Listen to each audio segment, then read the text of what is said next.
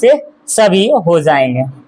अर्थ बताइए, अर्थव्यवस्था के कुल कितने क्षेत्र हैं? वाह, ये बहुत बार रिपीटेड क्वेश्चन है। ये तो जो है ना बवाल मचा दिया हुआ है। ये सवाल PYQ में ये बवाल मचा दिया है कि अर्थव्यवस्था के कुल कितने क्षेत्र हैं, यानी कितना एरिया है बताना है। इकोनॉमी एरिया कितना है? इकोनॉमी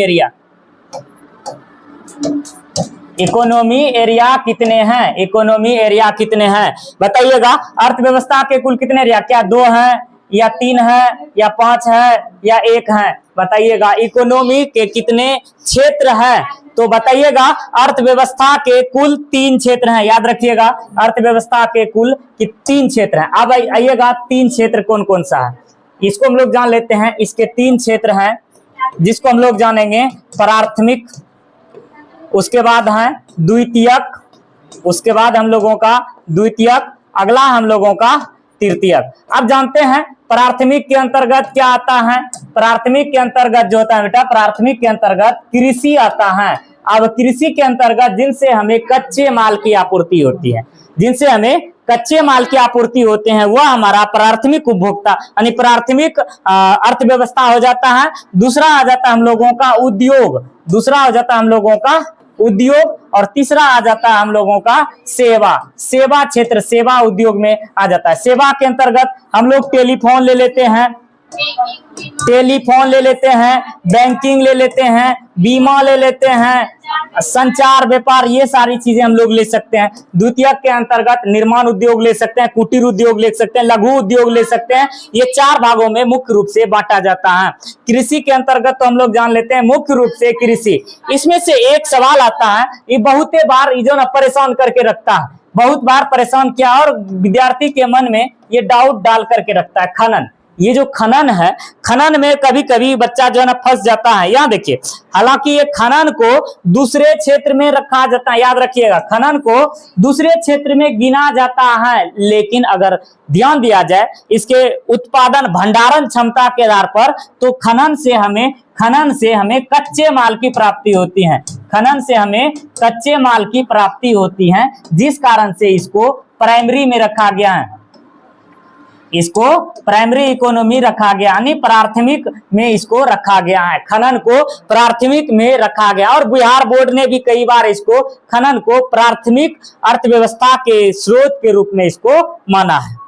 अब कह रहा अगला सवाल है अर्थव्यवस्था के यहाँ कर अर्थव्यवस्था के प्राथमिक क्षेत्र कहलाता है। अब देखिए यहाँ तो आपके बीच लिखा हुआ है अर्थव्यवस्था के प्राथमिक क्षेत्र, यहाँ तो करेक्ट आंसर हो जाएगा आपका कृषि। यहाँ तो आप कान मूंद करके भी डायरेक्ट लगा देंगे।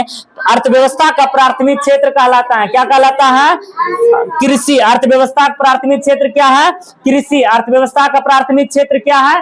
कृषि जो है अर्थव्यवस्था का प्राथमिक क्षेत्र कहलाता है।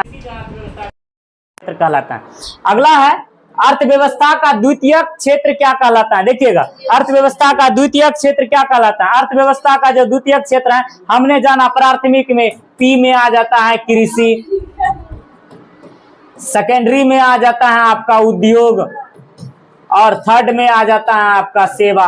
तो हम लोग देख लेते हैं यहाँ क्या आ रहा है, द्वितीयक माना सेकेंडरी उद्योग में आ जाएगा हम लोगों का उद्योग क्षेत्र, द्वितीयक क्षेत्र यानी उद्योग क्षेत्र आ जाएगा हम लोगों का द्वितीयक। फिर अगला प्रश्न हम लोगों का अर्थव्यवस्था का तृतीयक क्षेत्र क्या कहलाता है? अर्थव्यवस्था का तृतीयक क्षेत्र, देखिए तृतीयक क्षेत्र क्या कहलाता है, तो इसमें आ जाएगा हम लोगों का सेवा क्षेत्र। अर्थव्यवस्था का तृतीयक क्षेत्र जो होता है बेटा सेवा क्षेत्र कहलाते हैं। अर्थव्यवस्था का तृतीयक क्षेत्र सेवा क्षेत्र कहलाते हैं।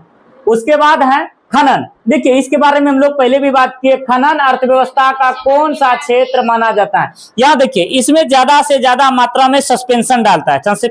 यहाँ कहने का आशय हमने पहले भी बता चुके हैं, अर्थव्यवस्था में खनन जो होता है, खनन को उद्योग क्षेत्र में गिना जाता है। जैसे कि हम लोग पेट्रोलियम को भी हम लोग खनन से निकालते हैं, पेट्रोलियम को हम लोग खनन के माध्यम से निकालते हैं, यानी गड्ढे से खोद कर जमीन से निकालते, लेकिन उनसे जो प्राप्त होती है हमें कच्चे माल की प्राप्ति होती है। यानी कि इसको बिहार बोर्ड के द्वारा इसको प्राथमिक अर्थव्यवस्था के क्षेत्र में इसको गिना जाता है। याद रखिएगा इसको।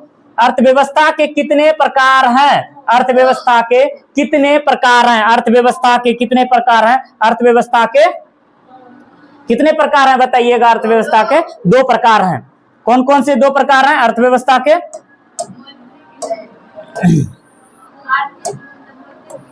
देखिए अर्थव्यवस्था के दो प्रकार हैं, विकास के, आर्थिक विकास के दो प्रकार हैं। अर्थव्यवस्था के कितने प्रकार है, यहाँ दो प्रकार होगा इसका, अर्थव्यवस्था के दो प्रकार यहाँ हो जाता है। अर्थव्यवस्था के प्रकार की बात कर, नहीं, अर्थव्यवस्था के तीन प्रकार होंगे।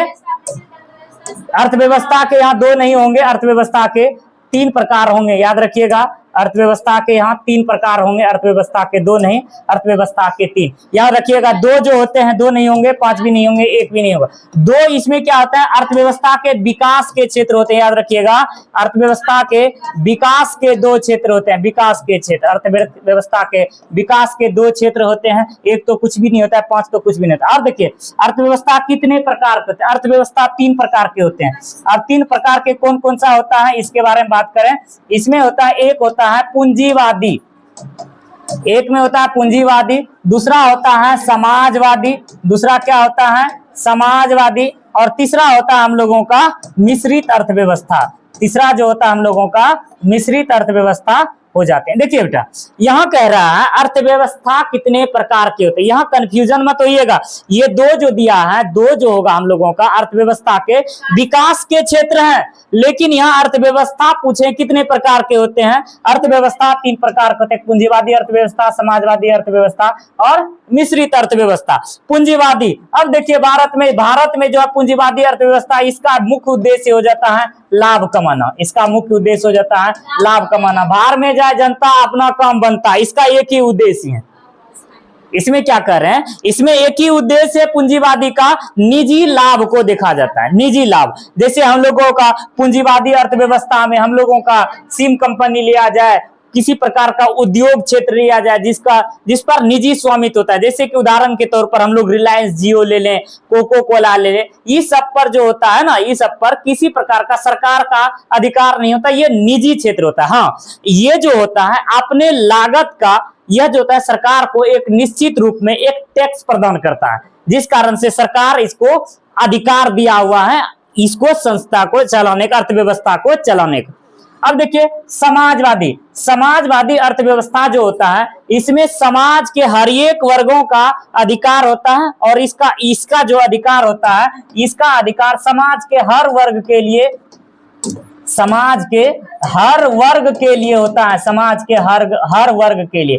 यानी समाज में जो विभिन्न प्रकार के लोग बसते हैं, गरीब, अमीर, और साथ ही साथ विभिन्न प्रकार के जो लोग हैं, सबको इसमें समान अधिकार दिया गया। और इस पर जो होता है सरकार का अधिकार होता है, इस पर जो होता है सरकार का अधिकार होता है। और ये जो होता है, ये मिश्रित अधिकार जो होता है, ये पूंजीवादी और समाजवादी अर्थव्यवस्था मिला हुआ है, इसको मिश्रित अर्थव्यवस्था के अंतर्गत गिना जाता है। और भारत में जो होता है, भारत में जो है मिश्रित अर्थव्यवस्था है। भारत किस प्रकार की अर्थव्यवस्था है, भारत जो है बेटा मिश्रित अर्थव्यवस्था का क्षेत्र है, भारत मिश्रित अर्थव्यवस्था का क्षेत्र है।